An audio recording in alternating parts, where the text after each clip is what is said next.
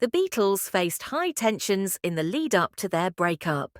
Since working together in 1962, artistic differences emerged after they stopped touring in 1966 and began experimenting in the studio. The recording of the White Album in 1968 was fraught with friction, with Ringo even leaving the band during the recording of Back in the USSR. Paul acknowledged there was friction, while John insisted the album reflected their split. Despite the problems, the Beatles returned to the studio in January 1969 for a new project called Get Back. Paul wanted to revive their rock and roll roots by performing live. They met at Twickenham Film Studios, and their rehearsals were filmed for TV. However, the atmosphere remained tense.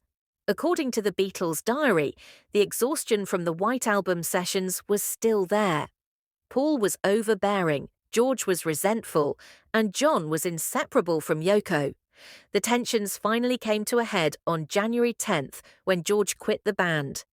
Director Michael Lindsay Hogg recalled the moment. George came in at lunch, stood still, then said, "See you round the clubs," before leaving. John reacted impulsively, suggesting that he be replaced by Eric Clapton. Paul and Ringo were not involved, and after lunch they returned to the studio.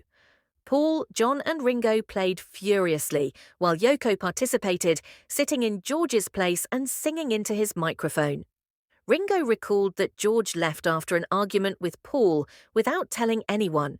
When they returned from lunch and George was gone, they played with great intensity. George eventually returned with some conditions.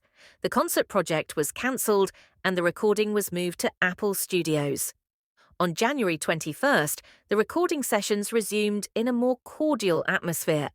Regarding his departure, George said that he was tired of the conflict and felt unappreciated in the band. He wrote the song Wah Wah the afternoon after leaving the Beatles.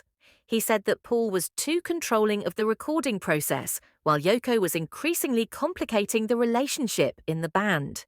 John began to distance himself from the other members, and the situation became increasingly uncomfortable. However, he stated that they later became friends again and had a better understanding of their past. The Get Back project eventually morphed into the album Let It Be, which was released on May 8, 1970. A rooftop concert at Apple Studios on January 30, 1969 was their final show. In 1970, the Beatles officially broke up after John announced he wanted to divorce the band.